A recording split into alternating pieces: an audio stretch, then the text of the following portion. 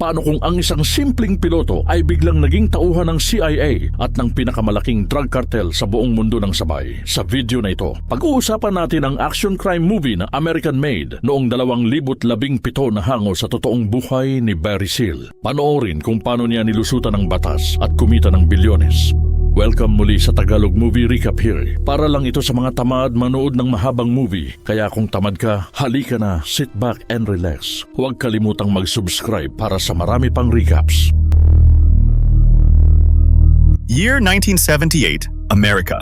Isang piloto ng Trans World Airlines ang palihim na nag-smuggle ng mamahaling Cuban cigars bilang sideline. Pagdating niya sa club at hinatid ang kontrabando, isang lalaking may balbas ang lumapit. Alam ko ang ginagawa mo. May scheduled drop-off and pick-up ka rito para sa mga smuggled cigars mo. Nanlamig ang piloto. Kapag nahuli siya, katapusan na ng career niya, pero ngumiti ang lalaki. Relax, hindi kita isusumbong. Napalunok ang piloto na may halong ngiti. Dinala siya sa isang lihim na hangar. Pagbukas ng pinto, bumungad ang isang magandang eroplano, Piper Smith Aerostar 600, twin engine. Ang pinakamabilis na eroplano sa panahong iyon. At doon, inalok siya ng bagong trabaho. Hindi ito pangkaraniwan, isa itong spy mission. Napangiti ang piloto, hinimas pa ang eroplano. Wow, bulong niya. Simple lang ang trabaho, lilipad ka sa Central America. Kunan mo ng litrato ang mga lugar na bawal pasukin. Pero top secret ito, kahit sa girlfriend mo, bawal mong sabihin. Pero imbes na matakot, lalo siyang ginanahan. Mas gusto niya ang thrill. At syempre, ang eroplano. Pinayagan siyang i-test flight ito. At sa pag-angat ng eroplano, parang lumipad din ang kaluluwa niya. Ito ang simula ng bagong buhay niya. Hindi na siya simpleng piloto lang, isa na siyang undercover agent, isang adrenaline junkie. At sa hindi inaasahang pag-ikot ng kapalaran, ano nga ba ang kahihinatnan ng ating mapusok na piloto? Si Barry Seal ay pinili ng CIA dahil sa kanyang taglay na kakayahan. Top sa klase ng Civil Air Patrol at siya rin ang pinakabatang piloto sa kasaysayan ng TWA. Pag-uwi niya, agad niyang sinabi sa girlfriend niyang si Lucy na balak na niyang mag-resign. Gusto kong magtayo ng sarili kong kumpanya. Pero syempre, hindi niya pwedeng sabihin ang totoo. Nagulat si Lucy. Anong klaseng kumpanya yan? Logistical support para sa mga airport, sagot ni Barry. Piloto ka na nga, captain ka pa. Sino ba naman ang basta na lang nagre-resign sa ganyang trabaho? At anong alam mo sa negosyo? Kahit galit si Lucy, hindi maitago ni Barry ang ngiti niya. Parang batang may tinatagong sikreto. At nung gabing yon, habang nasa eroplano, ginawa ni Barry ang imposible. Tumayo siya at iniwan ang cockpit na panganga ang kasama niya. Diretso lang siya, hindi lumingon. Simula noon, opisyal na siyang naging tao ng CIA case officer na si Monty Schaefer. Sa mga sumunod na buwan, lumipad si Barry sa mga delikadong lugar sa Central America. Kuha dito, lipad doon. Mga spy mission, kinukuhanan niya ng litrato ang mga kampo ng rebelde at ng militar. Bawat lipad, sugal ang buhay. Pero si Barry, tuwang-tuwa. Sobrang linaw ng mga kuha niya kaya napabilib si Monty at pati ang matataas na opisyal ay humahanga. Pero habang lumalalim ang laro, lalo ring naging delikado at mapanghamon ang mundo ni Barry. Nang ikasal na sila ni Lucy at nagkaanak, hindi pa rin niya masabi ang totoo. Mahina magpasweldo ang CIA, kaya umaasa si Barry na dadagdagan ni Monty ang kanyang kita, lalo na't mas delikado na ang kanyang mga misyon. Pero seryoso si Monty. "You're doing this for your country," sabi niya habang inaabot ang susunod na mission.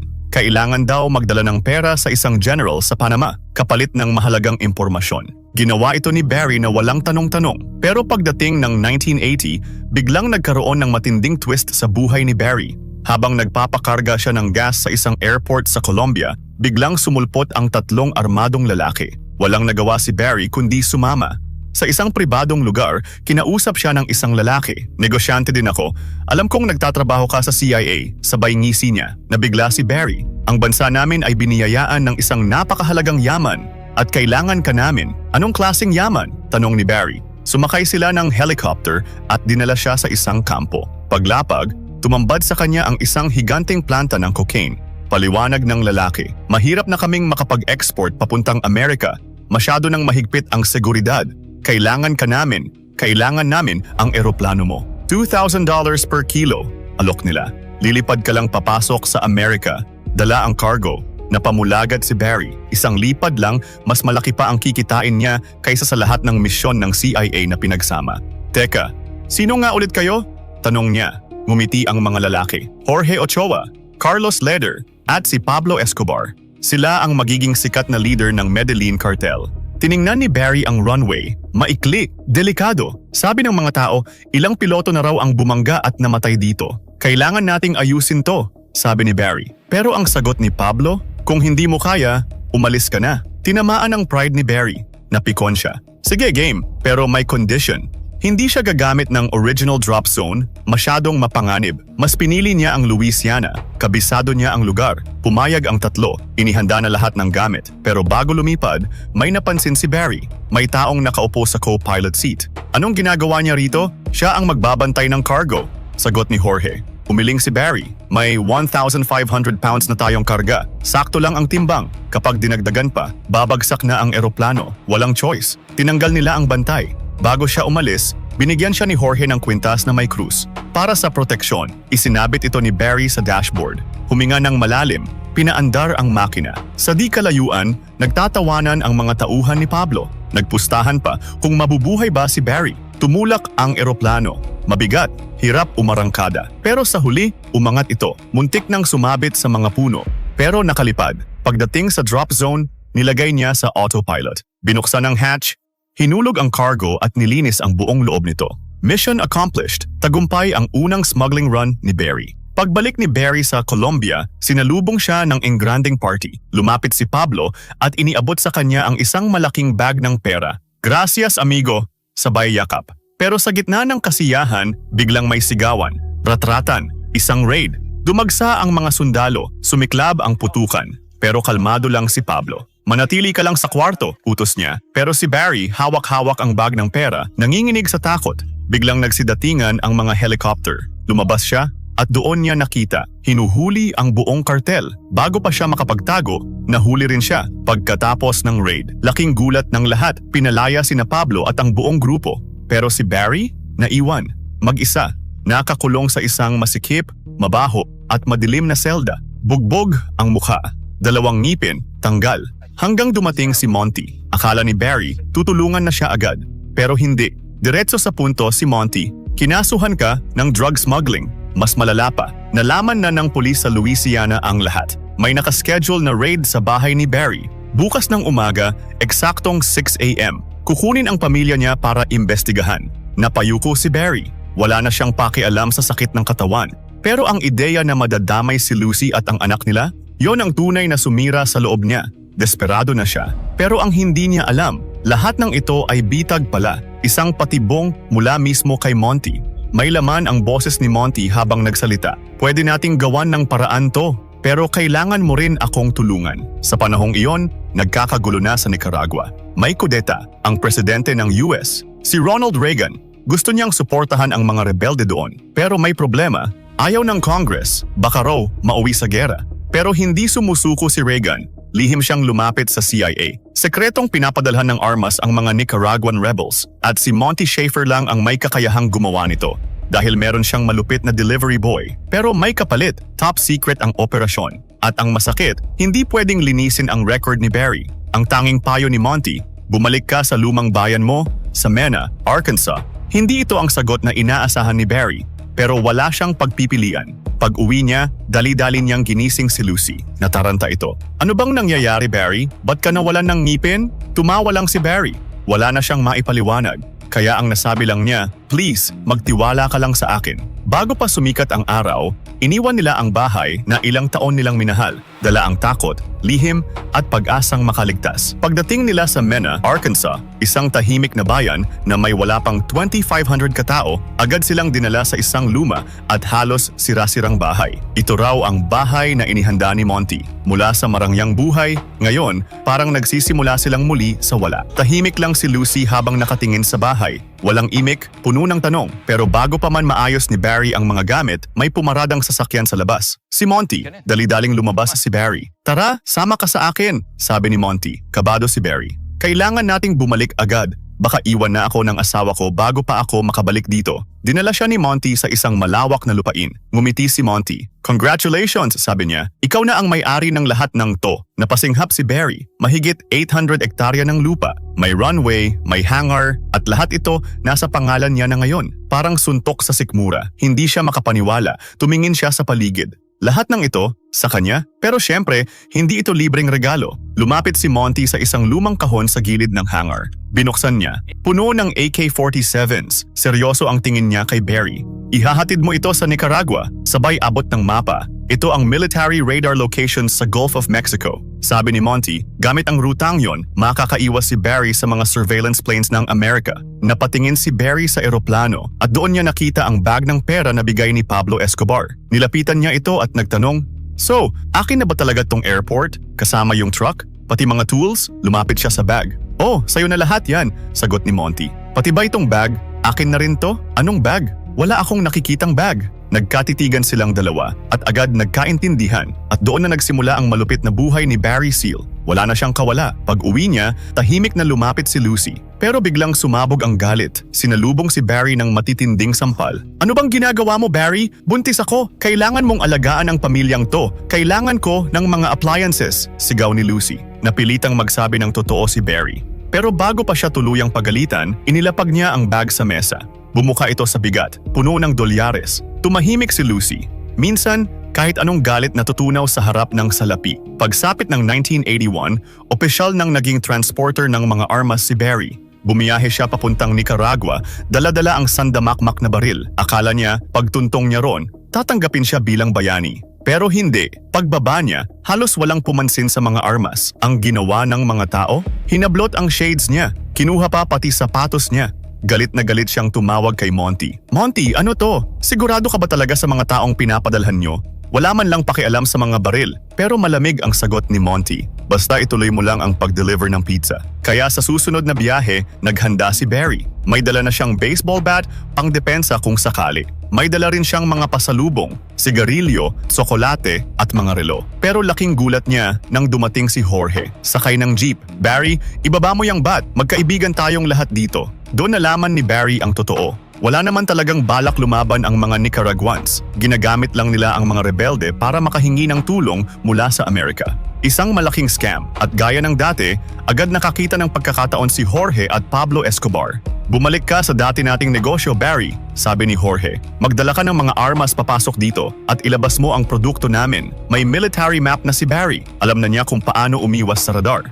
Simula noon, doble na ang biyahe ni Barry. Pasok ng baril, labas ng kontrabando, bawat lipad, milyon-milyon ang kita. Hanggang sa dumating ang punto na hindi na niya kaya mag-isa. Kaya nagtayo siya ng sarili niyang crew, 4 sa pinakamagagaling na piloto. Isang lihim na air squad, parang cartel in the skies. Walang pagod, walang preno. Ito na ang tunay na simula ng smuggling empire ni Barry Seal. Habang lumalangoy sa pera si Barry, milyon dito, milyon doon, bigla na namang nag-level up ang CIA. Hindi lang pala armas ang gusto ng presidente. Gusto rin niyang dalhin ang mga rebelde mula Nicaragua papuntang Amerika para sanayin. At ang training camp, gagawin mismo sa lupa ni Barry. Hindi lang baril at droga ang laman ng smuggling business niya, pati tao kasama na. Para kay Barry, pareho lang naman, isasakay sa eroplano, kikita pa rin siya. Pero hindi lahat ay ayon sa plano. Pagdating ng mga rebelde sa Amerika, ayaw na nilang bumalik sa Nicaragua. Pagod na raw sila sa giyera, sa gutom, sa kaguluhan. Gusto na nilang manatili sa Amerika. Kaya ang iba tumatakas mula sa training camp. Pero si Barry, may mas malalang problema, pera. Sobrang dami na ng pera. Hindi siya pwedeng magdeposito ng malaki sa bangko. Baka mahalata. Kaya ang ginawa niya, gastos dito, gastos doon. Binilhan niya ng season tickets sa baseball ang buong bayan. Si Lucy, binigyan ng bagong kotse. Yung bahay, pinarenovate ng bonggang-bongga. Pero kahit anong gastusin niya, tuloy pa rin ang agos ng pera. Parang balde na walang takip. Kaya gumawa siya ng mga peking kumpanya. Nag-imbento ng mga trabahong hindi naman totoo. Nag-hire pa ng mga locals, pero kunwari lang. At ang mga dolyar, nakatago kung saan-saan. Sa mga drawer, sa ilalim ng sahig, sa loob ng closet, pati sa likod bahay, ibinaon niya sa lupa. Sa puntong ito, hindi na si Barry isang simpleng piloto. Isa na siyang hari. Untouchable, parang walang makakagalaw sa kanya. Pero alam naman natin ang kasabihan, kapag sobrang taas ng lipad, mas malakas ang lagapak at paparating na ang unos. Isang araw, dumating si JB, ang kapatid ni Lucy na lagi na lang walang pera at walang gana sa trabaho. Gusto na lang sana ni Barry na bigyan ito ng pera para mawala na sa paningin niya. Pero si Lucy may ibang plano. Hindi pwedeng umaasa lang yan sa bigay. Bigyan mo ng trabaho, Barry. Wala siyang nagawa. Dinala niya si JB sa hangar at binigyan ng pinakasimpleng trabaho sa mundo, tagalinis. Easy job, walang komplikasyon. Pagbalik ni Barry mula sa isa na namang smuggling run, puno na naman ang bag niya ng pera. Wala na siyang mapaglagyan. Itinapon na lang niya ang mga pera sa horse stable na parang basura. Pero may mas malalang sorpresa. Nakita niya si JB nakasakay sa bagong kotse. May dalang batang girlfriend, proud na proud pa. Nagalit si Lucy. Kaya tinawag ni Barry si JB at kinausap. Saan mo nakuha ang pambili ng kotse? Takot si JB pero nagsabi ng totoo. Nakita ko yung maraming pera sa maleta habang naglilinis ako sa hangar. Kinuha ko. Hindi makapaniwala si Barry. Hindi mo pwedeng gawin yan, JB, galit niyang sabi. Hindi niya alam kung sasabog na lang siya sa galit o tatawanan na lang ang lahat. Pero isang bagay ang malinaw. Hindi lang si JB ang problema, paparating na ang tunay na gulo. Pagsapit ng 1983, formal nang napansin si Barry ng DEA o Drug Enforcement Administration. Sobrang dami na ng biyahe, sobrang dami na ng pera. Hindi na siya pwedeng balewalain. Nag-set up ang DEA ng bitag. Plano nilang hulihin si Barry habang nasa ere. Pero hindi nila alam, mas mautak si Barry. Napansin niya na mas mabilis nga ang mga bagong eroplano ng DEA. Pero maikli lang ang kaya nilang liparin.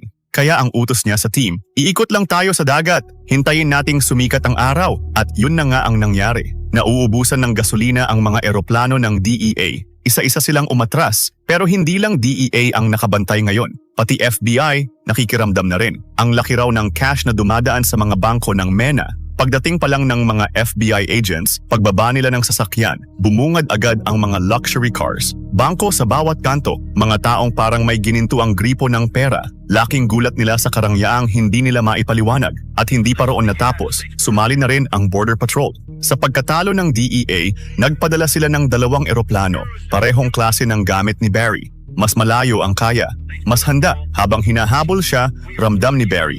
Wala na to, hindi na ako makakatakas. Kaya gumawa siya ng desperadong galaw. Naglanding siya direkta sa highway.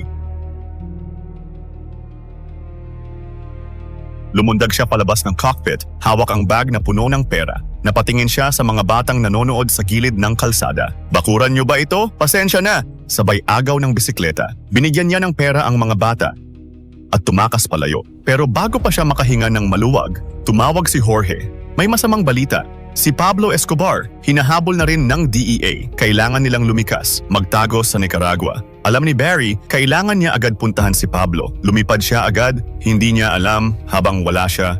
Si JB, ang sakit sa ulo niyang bayaw, lumabas para magyabang sa mga kaibigan.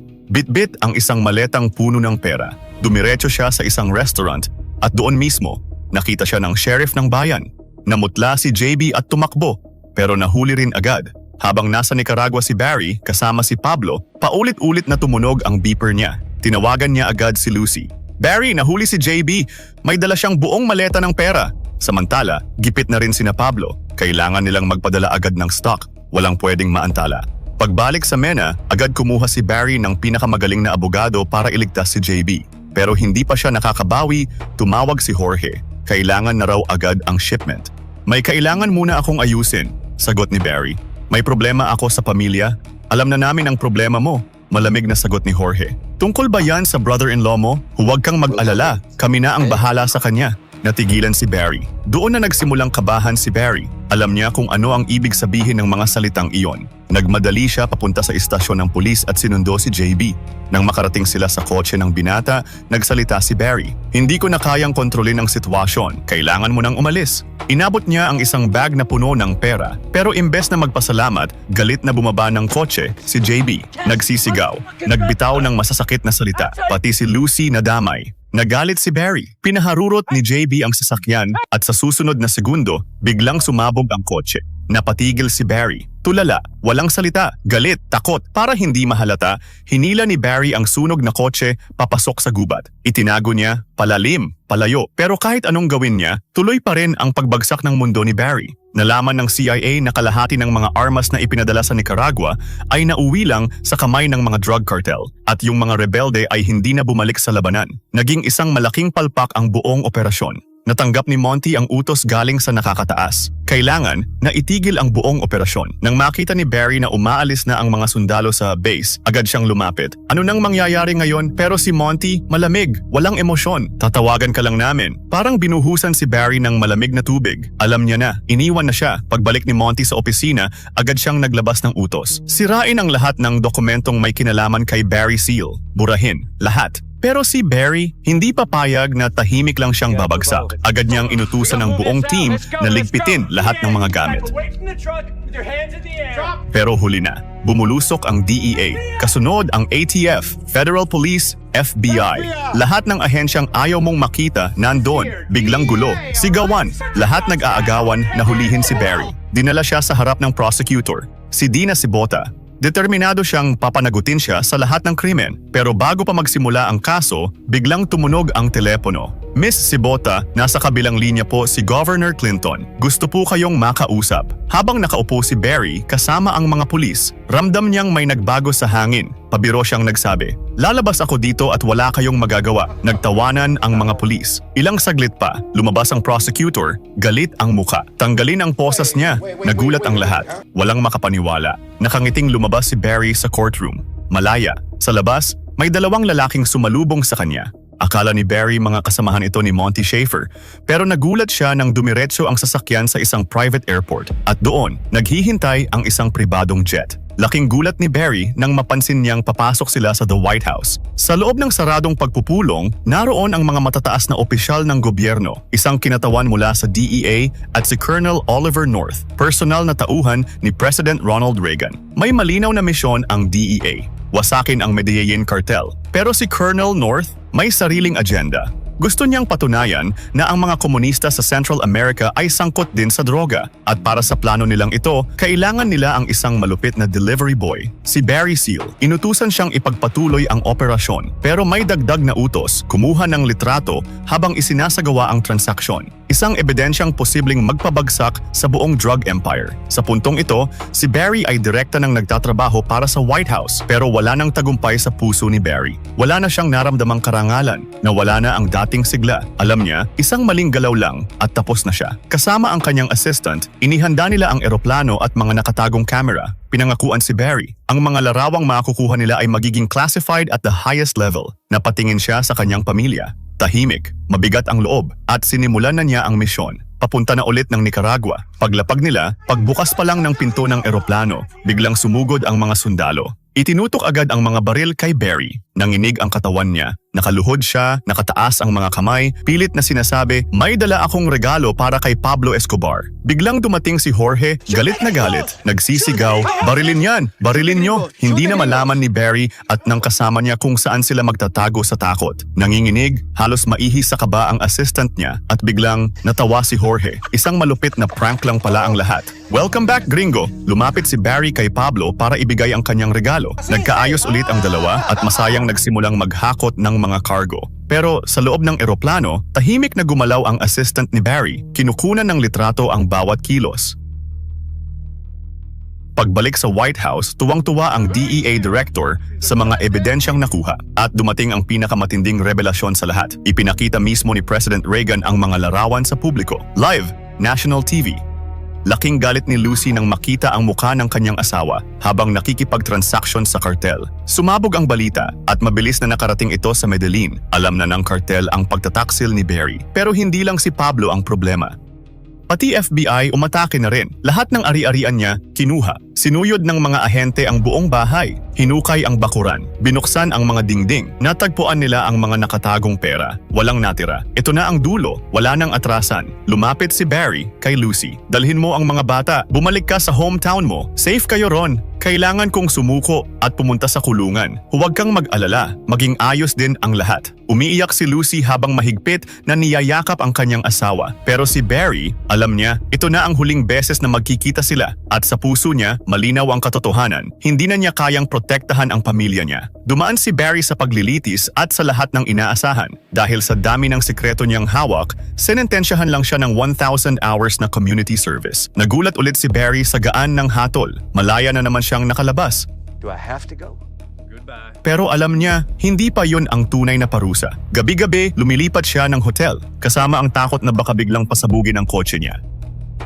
Gabi-gabi, nag-video siya. Isang personal na archive habang ginagawa niya ang community service. Sinabi niya lahat, ang buong talambuhay niya sa harap ng camera. Just in case, may mangyari sa akin, sambit niya. At nangyari nga. Pebrero 1986, habang nasa loob ng kanyang sasakyan, binaril si Barry Seal. Pagkatapos ng kanyang pagkamatay, agad kinumpiska ng National Security Council ang lahat ng recording tapes. Pero kahit anong pagtatakip, lumabas pa rin ang katotohanan. Na-expose ang buong operasyon. At si Lucy, tahimik siyang bumalik sa hometown nila. Pinalaki ang mga anak na mag-isa. At dito nagtatapos ang ating movie recap. Kung satisfied ka, paki-like, share, and subscribe naman. At syempre mas okay kung paki-hit na rin yung notification bell para lagi kang updated sa mga Tagalog movie recap na ganito.